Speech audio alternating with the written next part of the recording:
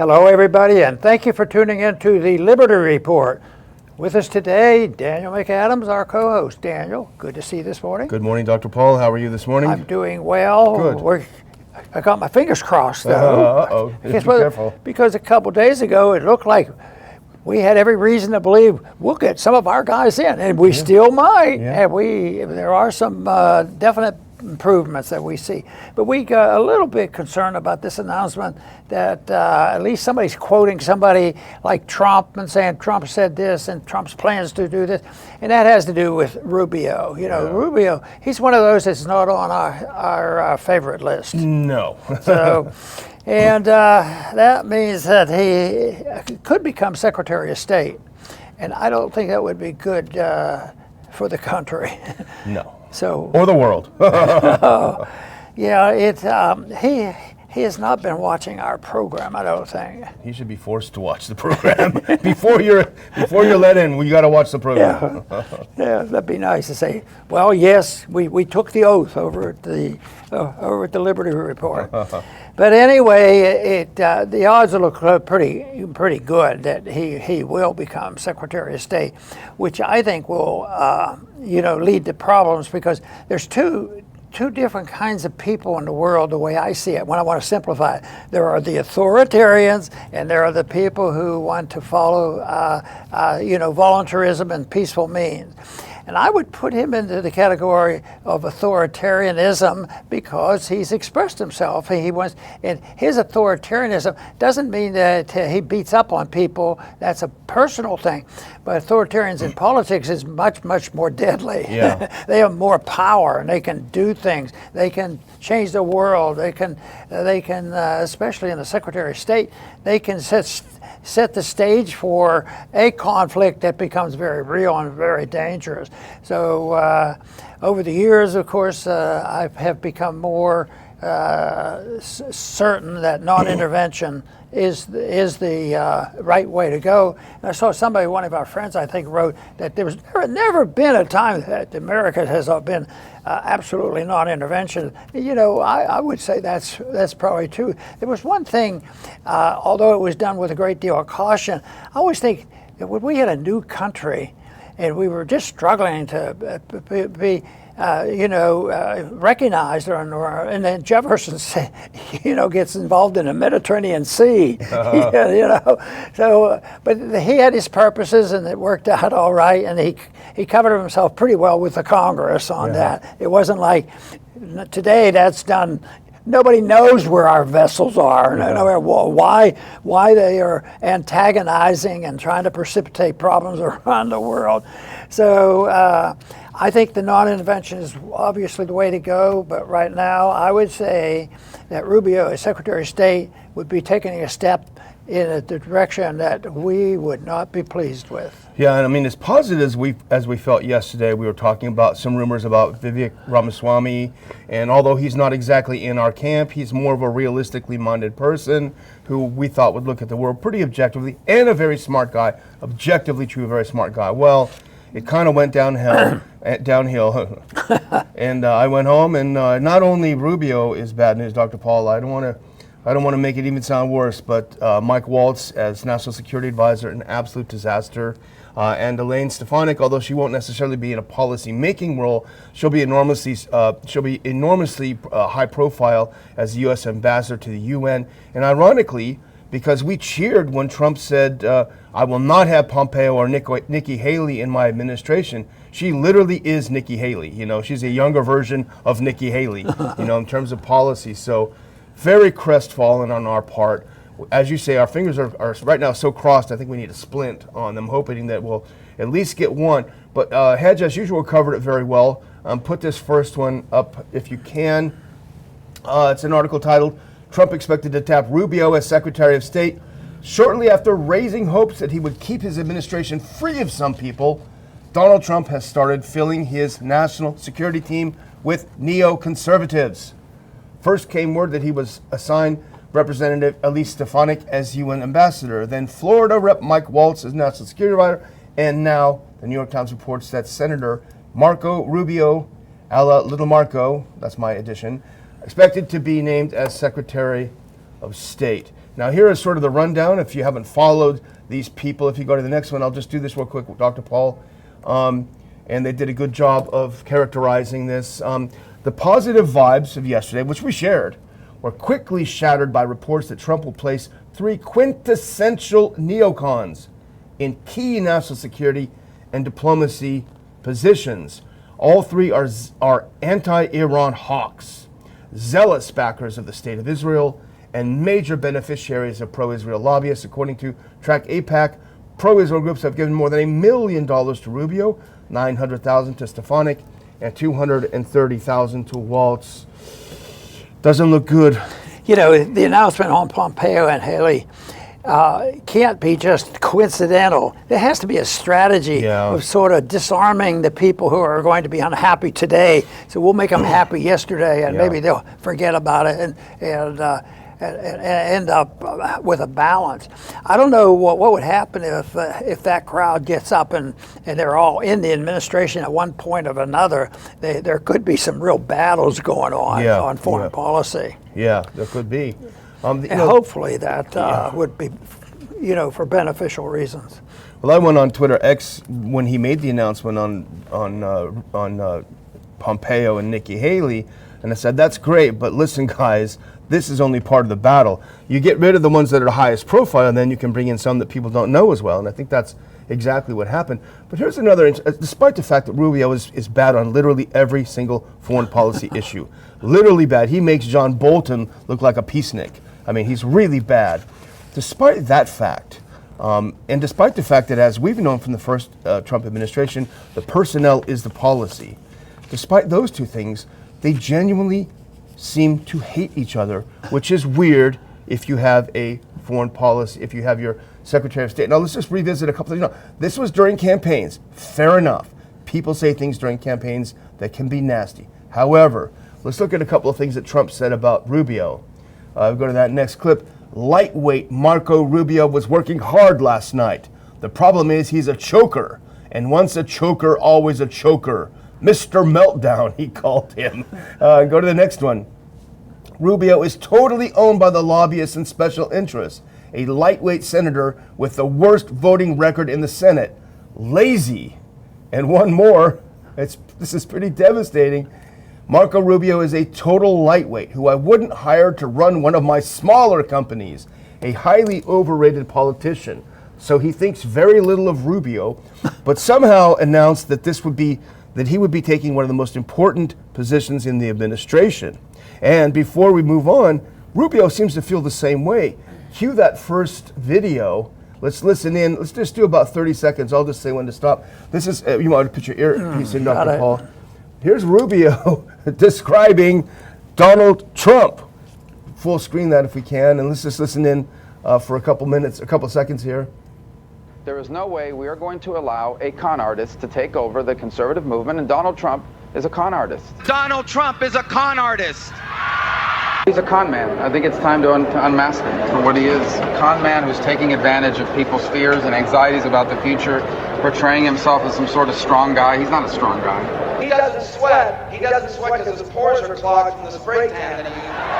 Okay, you can cut it off there. Should anybody be surprised why people with half a brain don't get disgusted with the political system? Because these are the good guys who supposedly counteracting some of the mob activities where people take over the Justice Department and all that stuff.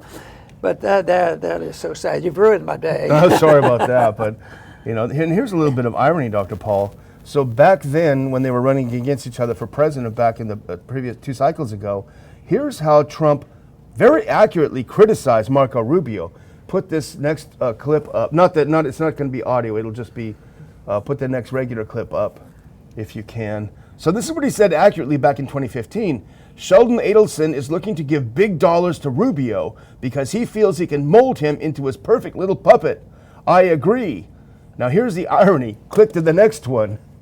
Because in this cycle, the pro-Israel donor with the $100 million plan to elect Trump, it wasn't Sheldon, but it was his wife, Miriam Adelson. The exact same thing Trump was complaining about Rubio for taking money for them and being a puppet. He's now done it himself.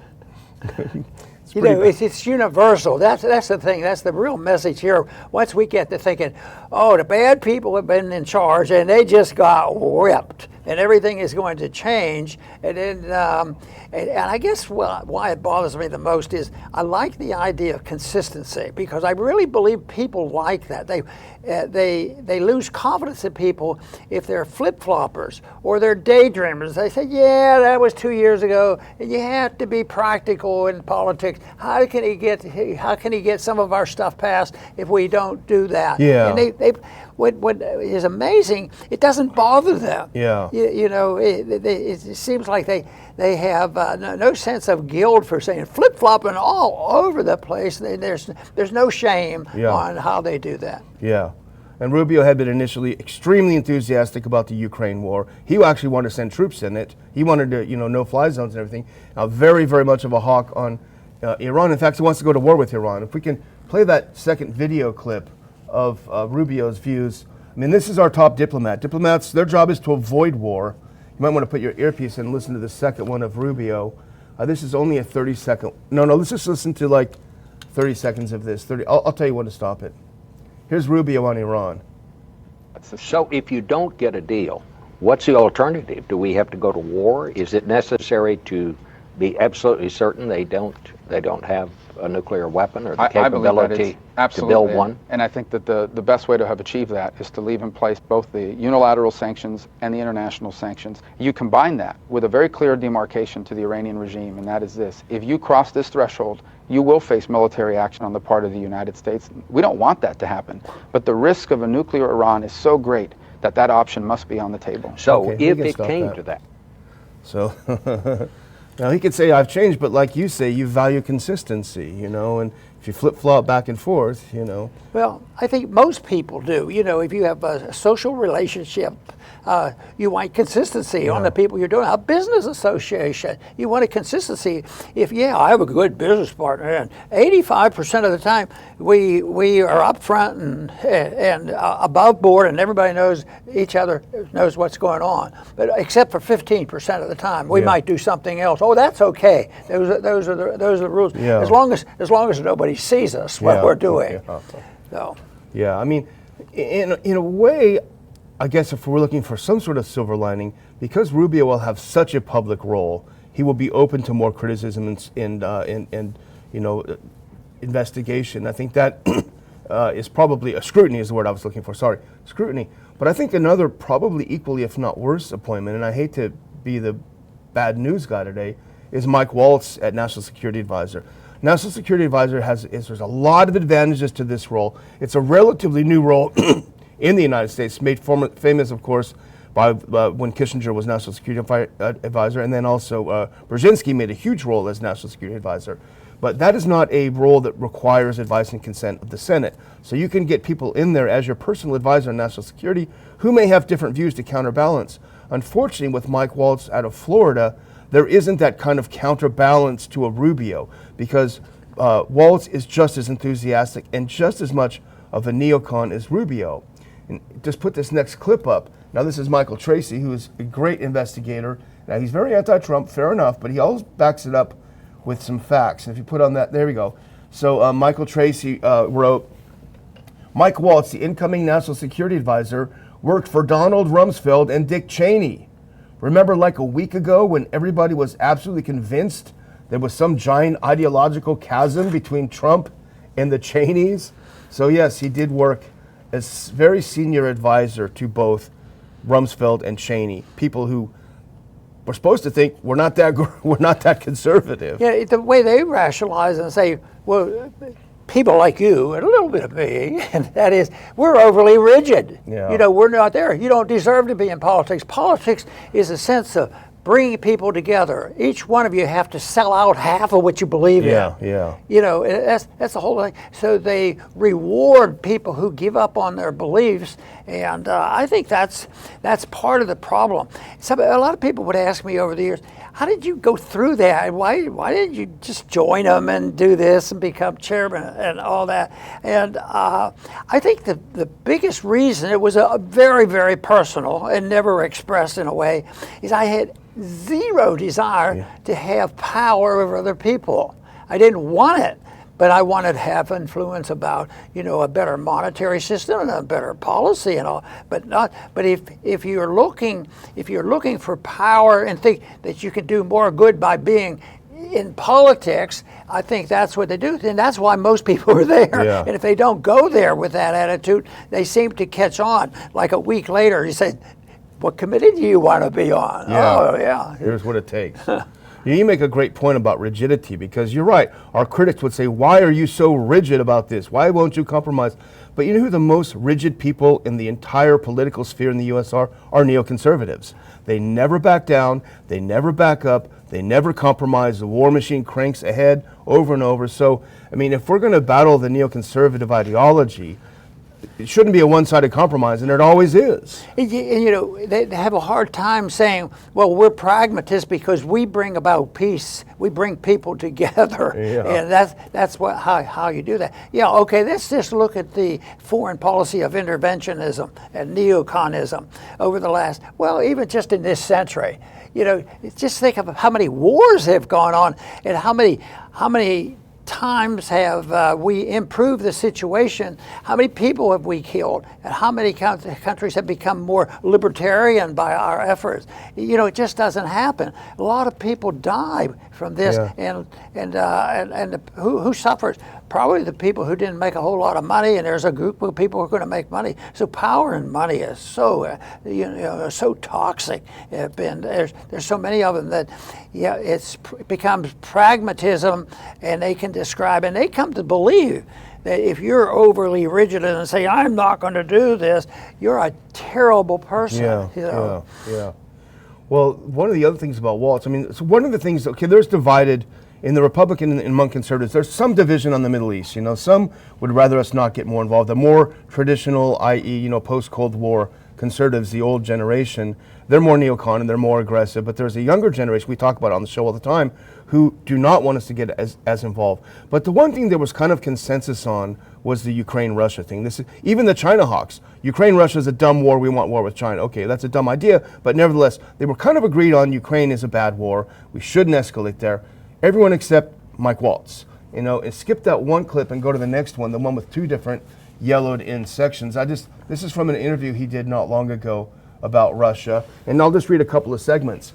He said, first and foremost, just ask him a question about Russia and Ukraine. First and foremost, you would enforce the actual energy sanctions on Russia. So actually enforce, that implies an embargo.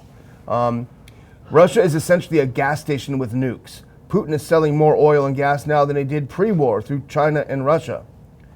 So I think that will get Putin to the table, which is enforcing the sanctions. We have leverage. Now listen to this, Dr. Paul.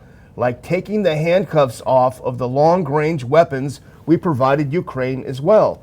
So his solution to the problem with Ukraine and Russia is to allow Ukraine to fire American weapons deep into Russian territory, which clearly would start World War III. I don't want someone like that being a national security advisor. Yeah, it's pretty scary. Sad they get so far along. Yeah. In policy. And it may seem like it was only yesterday, and in fact maybe it was, but put on the next clip, Dave Smith, our friend, the libertarian commentator and comedian, if you go to the next one, he said, right after Trump made the great announcement, hey, no Pompeo, no Nikki Haley, Dave Smith said, the Stop Pompeo movement is great, but it's not enough. Good point. Right now we need maximum pressure to keep all neocons and warhawks out of the administration. They've had their time at the table and brought nothing but disaster to the world and this country. Donald Trump Jr., to his credit, retweeted that and said, agreed 100%, I'm on it. So he's in agreement. Sadly, his dad, someone told his dad, no, sorry, can't do it. I don't know. It's very sad. How sad. Yeah. So anyway, do we want to move on? By the way, just one more clip. Elise Stefanik, our ambassador to the UN, just a little quick, and I won't go too deep into her because it's not as important policymaking, but just look who she is considered an expert by. If you go to the next clip, our very favorite quasi-governmental organization, the National Endowment for Democracy. She's listed as an expert. That is the neocon regime change organization that does all the color revolutions. She's one of them. So he's batting 0 for 3 I think, before we move on, I would just say that he's got one chance really to redeem himself. He needs a heck of a defense secretary to counterbalance all this neocon. And I don't know what it is. I want to hope for the best. But if he gets another neocon in there, it's bad news. Yeah, and the guard will be let down by some of those that, helped Trump get in office. Yeah. And their guard would be done. No, he's going to make these changes, get rid of these people. But Yeah. it doesn't look like that's going to happen. Well, someone criticized me for criticizing the Rubio decision by saying, well, he'll just fire him within a year. I don't know why you're complaining. Well, that's not really what we want, I mean, he's good at firing people. Why not just hire the good people in the first place? Anyway, so let's move on to the next one. This Yes. is Dave DeCamp wrote about this. If you put that next clip up, Iran strongly denies U.S. claims it was involved in the plot to kill Trump. I think the timing on this was very suspicious, Dr. Paul. Right around the time of the elections, this story pops up that Iran is trying to kill Donald Trump. It has a deep state smell to it. I don't know how you feel about it. Well, the whole thing is the one thing that there seems to be more unity than usual between the parties and between the philosophies and all is to hate Iran. Yeah. I mean, it is just almost universal. And once again, if you come out and say that you don't go along with that stuff, then you're unpatriotic. But this whole thing about plot to kill, I remember. I think I wrote something on the day they shot the day he was hit. Yeah. And then I expressed some suspicion, and people say, "Oh no, this is a different story." But all of a sudden, they say the person who was supposed to do the autopsy on the person that did the shooting, they went to do the autopsy, and the body had been removed and Burned. Yeah, they burned it. So they left all the evidence there to make sure that nobody would ever know all the details. It reminds you of another presidential assassination. Yeah, so a while ago. But Iran keeps denying it. Yeah. All that. But I think we don't have enough people looking at this objectively. And say, what's their beef? Yeah. Nobody asks that. It's that we know, and the one thing is, I don't think they have political and legal proof that they're the greatest. They're the country that caused the greatest amount of terrorism. Yeah. The terrorist acts around the country, and then you get into, how do you define terrorism? When did it happen? And what if you become defending some of your own interests? And when you look at how Iran is surrounded by their U.S. bases. Oh my goodness! You think that would be should be an eye opener, but not so. But see, they would say to you, but Iran has launched missiles at U.S. troops. And then you might say, well, where are those troops? Well, they're illegally in Syria, It's not to say they deserve missiles, but it's like that famous story. Yeah, and I thought of the same thing. They're shooting at our planes while we're bombing them. How dare they? When I didn't want them to go to war in Iraq, and he said, when I brought up the subject of declaring war, they said, what have they declared? How have they, attacked us? How have they threatened us or bombed us? They said they were shooting at our airplanes all the time. We were over there, just wanted to bomb and kill them, and they said they would shoot at the airplanes. Try to bomb them in peace. And they were probably shooting with rifles because they never hit. Yeah. It was just the principle. Well, neither of us believe that Iran is a saint. We don't know anything about it. I probably wouldn't want to live there. That's not my lifestyle. It's more of a religious country. And it's not my religion, so I'm sure it's a beautiful place. But I think a good question to always ask when something like this comes up is who benefits? Now, how would Iran benefit at this exact point in history? While everything is really in motion, why right now would all of a sudden they wake up and say, this might be a good time to try to take out Trump? It doesn't make any sense right now when there is a slight chance that things will improve. They couldn't get any better or any worse after Biden. They might improve. So why would they take it? Now, maybe they're just dumb. Who knows? Well, one thing is, I believe long term, it's going to backfire on the people who want to punish Iran all the time. It's sort of like the people who knew and they had to destroy Trump, and they worked very hard and the harder they worked, the bigger joke it became. Yeah. Because if they had done one or two things, maybe they'd have been believable. But they never stopped. Yeah. So the credibility was gone. So long term, it was a benefit. They was turned back on them, and they look like the jerks. Yeah. And I think that's eventually it might happen, but it's a weird situation when all those countries. But they do have some friends out there that are going to help them when push comes to shove. And if you look into what they claim, at least in the mainstream media, what the plot was all about, it doesn't make sense. It looks like a cockamamie story, because apparently one of the hired guns never made it over here. He was sitting in Tehran, and he was interviewed by the FBI in Tehran, and he was an assassin coming to take out the U.S. president. Like, who in their right mind? In fact, if you have that next clip, I think it's the next one. The foreign minister himself of Iran said, "This is insane." He says, "Who in their right mind believes that a supposed assassin sits in Iran and talks online to the FBI? He'd be signing his death warrant." It's crazy. This plot is weird. My guess is it's some deep state people in the U.S. and the CIA, maybe in coordination with the Mossad. They don't want any relation to get improved with Iran. They want war with Iran, and they almost got it under Biden. They may still, but they're going to hedge their bets and make sure they get it with Trump. It may be available, and we could use it when we're talking in this instance about how many people how often we participate in these shenanigans and coups. How many times in the last, maybe since World War II, how many times have we been involved in a coup and the takeover of a government? More than 100, yeah.